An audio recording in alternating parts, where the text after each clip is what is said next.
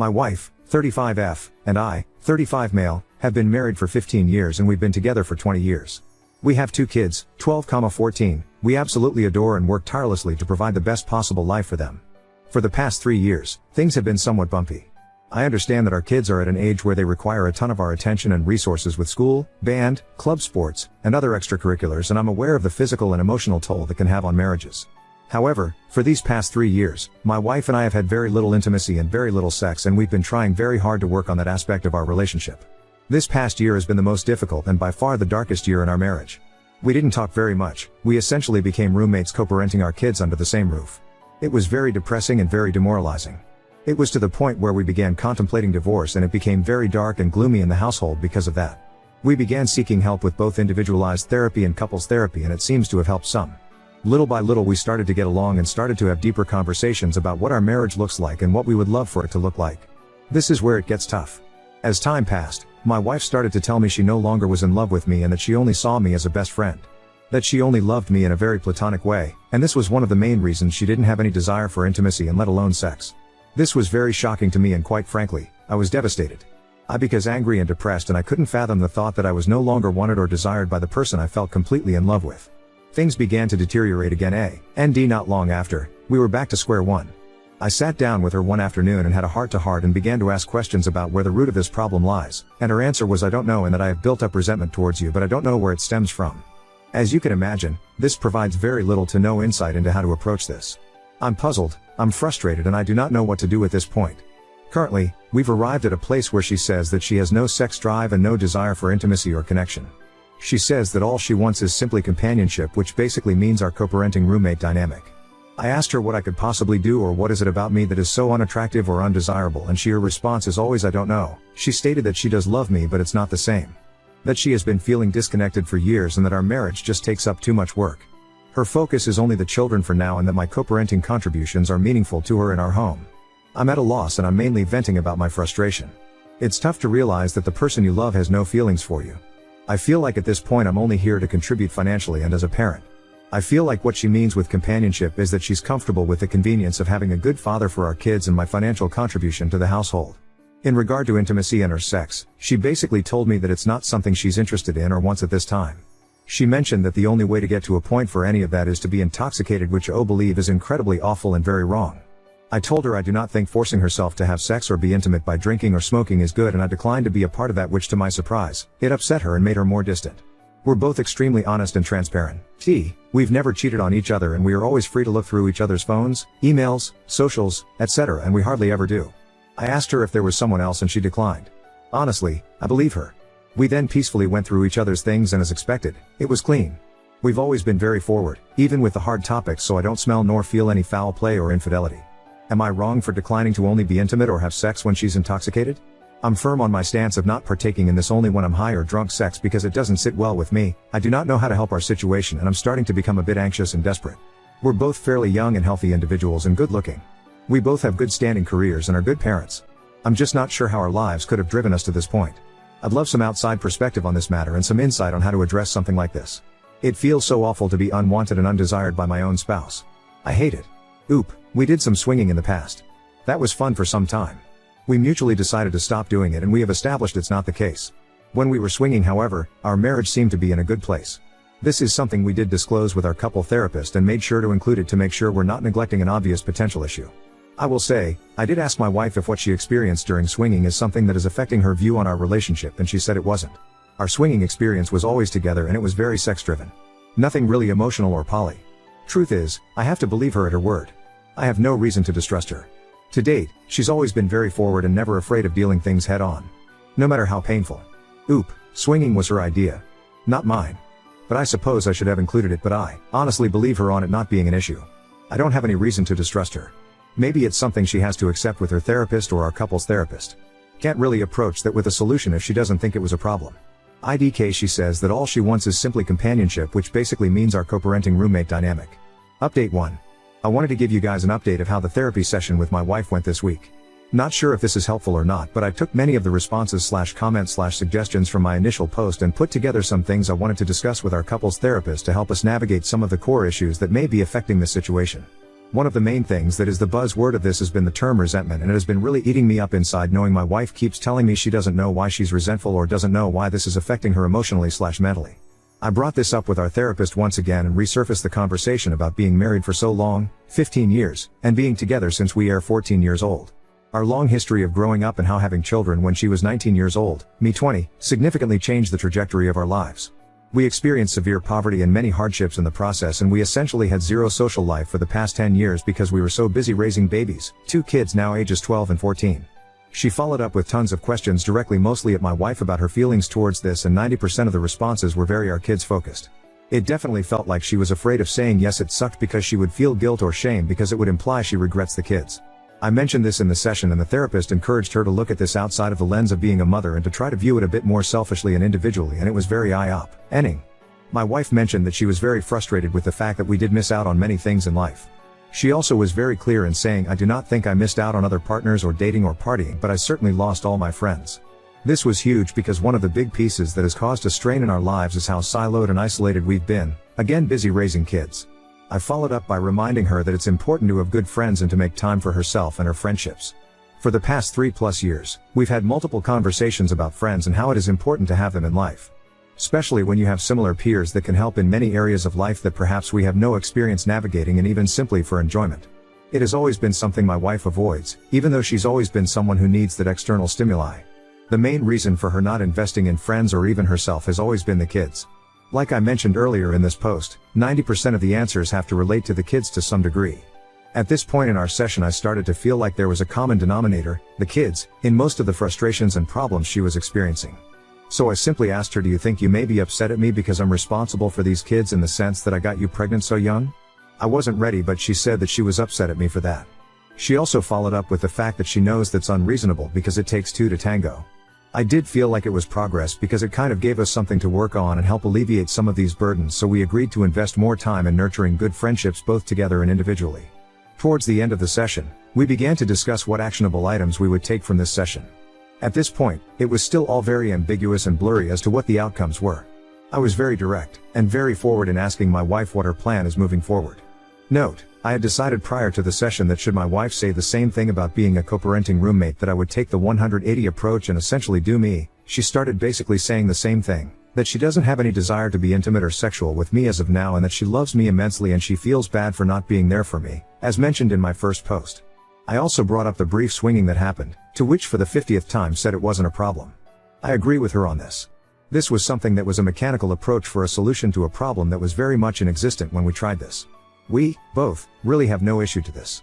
We know it happened, we tried it and mutually stopped and turned the page.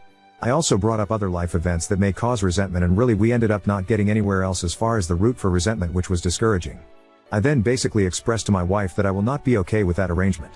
I told her that I've really done everything I can and that this issue really has reached a point where it has nothing to do with me or require me to do anything that I'm currently not doing. I was very direct in saying that I will not be accepting this dynamic and that I need to be with someone who is actively involved in our marriage, works towards resolutions, and is very much interested in maintaining an active intimacy and sexual relationship. I expressed how I'm not going to be a convenience and that there was more to life than being roommates and co-parents. I made sure she knows I love her dearly and that I do want this to work for the better. I also told her that I'm fully committed to this marriage so long as she is as well, and that if she wasn't, it's okay. However, I will not be a part of something where these efforts are not reciprocated. I told her I have no plans of leaving, and I do not want a divorce. However, I made it clear that if this dynamic continues, that divorce will be the only outcome. Of course, tears were involved and it was a very bleak and sad ending to the session. Still nothing was said and I walked out very discouraged and very determined to start working on the 180 as soon as we left the room. It's painful and very difficult because much of the 180 requires you to be very short and cold and transactional. The saddest part is realizing, this dynamic already is very cold and transactional. Here is where it gets very interesting. I started working on implementing many of the 180 recommendations that same day. I mentioned to my wife that, hey, things are going to be a bit different moving forward. I'm going to honor her roommate/co-parent dynamic without reproach, and that it should be no mistake that I am not happy here and I am never going to be okay with it, but I am done working on it if she wasn't going to work on it. She agreed and went to bed. I started to build distance and started to basically focus on myself. Very short and transactional. She asked for help on some of her personal things, to which I declined, and it really shocked her. She was upset, saying I was being petulant. I explained to her that she is now fully in charge of her own life and her own issues. We didn't talk all day and we only spoke when necessary. Few days I keep this going and she's very visibly upset and stressed. I typically react to that with gestures of help or nurturing, but I didn't this time. That night she was crying, telling me she's stressed and she thinks something is wrong with me because I'm indifferent. I simply listened, then I told her that this is the dynamic she proposed and that I'm simply, much like her, taking care of myself and focusing on myself. I'm not going to lie, it has been very hard to be cold and distant because, as I mentioned before, I love her and I wish I could hold her and love on her. However, I know, this is somewhat manipulative in a way just to get her way and still keep me in the friend zone. So I've been staying the course. We're now going on a week of this 180 and let's just say, there has been many changes on her side. I think she is starting to realize there is more to me than just friends and co-parenting. I sent her a text a few days ago essentially itemizing bills and separating the financial responsibilities 50-50 and she lost her shit. She basically told me it was out of left field, to which I responded, hey, friends go in 50-50 and as your friend I expect nothing less. This was very eye-opening because it gave me a glimpse of I'm really taken for granted and how her level of comfort and convenience at my expense is really overlooked. I pushed through anyways and basically told her that this is the new dynamic she asked for and that it's still a bargain because she would have to be 100% if she was on her own. I'll wrap up with this. While the 180 has been working in many different areas, I am still very much sad about the overall situation. There have been many eye-opening statements being said and realization that have not been pleasant to encounter. It has also sparked new energy and new efforts on her side as well. She's definitely seeking to talk to me more often, and while it's hard to turn down, I hope if things improve, this continues to happen. I've also noticed that she's making more time for herself aside from being a mom, which is huge because she pretty much neglected herself for years. I'm very pleased seeing her be more herself. My hope is that as we work on ourselves, the marriage improves. There really is no telling at this point where this will go. We are very much cordial and amicable even to this day, and it's a very good sign. Boundaries are set and expectations are very clear, and I feel that no matter the outcome, I will be at peace with everything that has been done. We're still going to continue the couples therapist until we either rekindle our marriage or end up in divorce. I feel like having this non-biased third party really helps as a witness and as a guide through this. No matter what, I will always love my wife. However, I will not participate in a sexless, intimacy-less marriage because we both deserve better. I think this soft ultimatum, 180 method, has been very eye-opening. I'm definitely hoping for a rekindling of our marriage, but I'm also bracing for divorce. I agree on a timeline, and I've decided on a timeline for myself privately. I don't want to give her a timeline because I want to reduce the pressure. However, after 1 to 2 years if things don't improve, it won't be shocking or a surprise if we split. I think 1 to 2 years is more than reasonable.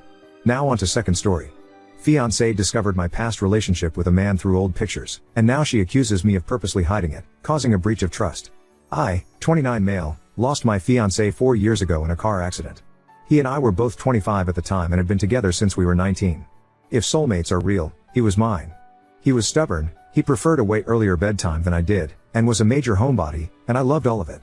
He would stay up with me until he was sure I fell asleep, and weekly movie theater outings, planned by him, became a thing like a month into us meeting. I am a fundamentally different person, both because I met him and because of my grief. I was shown what real love and effort and care feels like. I also don't talk about him. I go to therapy once a week. Otherwise, it's silence on that topic from me. He lives on in me in the ways I try to emulate him. I practice the patience he had that I always struggle to find. I go after career-related opportunities that scare me because I know he would encourage me to. Sometimes I let myself stay in bed because I know he'd be gentle with me and let me do that too. But I don't talk about him, and I probably never will. I'll make the occasional "oh, whoa, you'll love this" comment when I'm with friends who knew him well. With strangers, nothing. My friends and family respect that, as well. I'm engaged again. My fiancée, 31F, obviously knows I was engaged before. I pretty much told her my last partner passed away and I don't talk about it. I don't use social media in really any capacity anymore, but she happened to stumble upon an old Instagram profile of mine recently and saw him heavily featured. This led to her accusing me of purposefully keeping this from her. I don't really see why his gender matters, and I told her so. She said I've broken her trust. Times like these are when I long for the life I was living before. But grief fucked up my brain, so I'm not sure if I'm being insensitive. Edit, she knew I am bisexual. The only thing she didn't know was that my fiancé was a man. Update 1. Yesterday, I had an emergency therapy session because I was spiraling and didn't feel prepared to tackle the upcoming conversation with my fiancé without one. It was hard but necessary, as I was finally honest about just how much I was compartmentalizing my grief. It laid the foundation for where I'd like to go moving forward. Now I have to put in the legwork. The few hours between my therapy appointment and my fiancé getting off work was evidence of just how avoidant I've become. It was a conversation we needed, but definitely not one I wanted. When we finally sat down to talk, I asked her to start us off by telling me exactly what was bothering her about the whole situation. She said because I had come out to her in a casual way, the way I come out to anyone, By mentioning it early on when it seems natural to bring up, she didn't realize how serious I was, and this made her look at me differently. She apologized for that and suggested that if I told her more about him now, it might be an easier pill for her to swallow. I tried, but there was this knot in my stomach the entire time I tried to pick a place to start. And maybe this is me being cruel, not giving her the benefit of the doubt, but it just didn't feel right. She hadn't come and said, "I was shocked because I realized how little I know about this time in your life. Would you be open to talking about it now?" Instead it felt like, "Tell me what you saw in him so I can attempt to rationalize your orientation." I told her I needed some time, so she went to stay elsewhere for the weekend. A longtime good friend of mine came over this morning. I think the combination of anonymously talking more openly about my partner here as well as being more open with my therapist helped remind me of how joyous and cathartic it could be. I don't know the exact catalyst, but I do know I spilled my guts. We talked for hours about things I haven't told anyone in years. I expressed how nervous I was about possibly living alone again, and I was told that I did never have to worry about that an SOS text message would be all it took for me to have company if I needed it. Same goes for all my friends and family. I'm so lucky I have an incredible support system. 5 minutes into that hours-long conversation, I already knew. The trust, security, and love I felt made room for this newfound openness. The absence of any one of those marks a relationship DOA, and is why I felt physically ill trying to share his memory with her. I truly wish her the best. I think going our separate ways will be good for both of us. We weren't getting what we needed from each other. She's supposed to be coming back tomorrow, so we'll have the talk then. I have lots of work to do, but for tonight, I get to be reminded of what safety feels like. Edit, please see this comment where I elaborate on the conversation she and I had. There seems to be this misunderstanding where I blame her for everything because she didn't perfectly respond to the situation. Two things can be true. I wasn't open. I am largely accountable for the problems in this relationship, and I never should have entered it if I wasn't ready. She also said ignorant things. I'm not angry about it, and it's certainly not the sole reason we're breaking up. It's just another reason, on the pile of reasons why this isn't sustainable. Me still not feeling comfortable enough to share with her equals me blaming her for everything, or even the majority. It was just the final nail in the coffin between maybe we can make this work with a lot of effort and this needs to end now.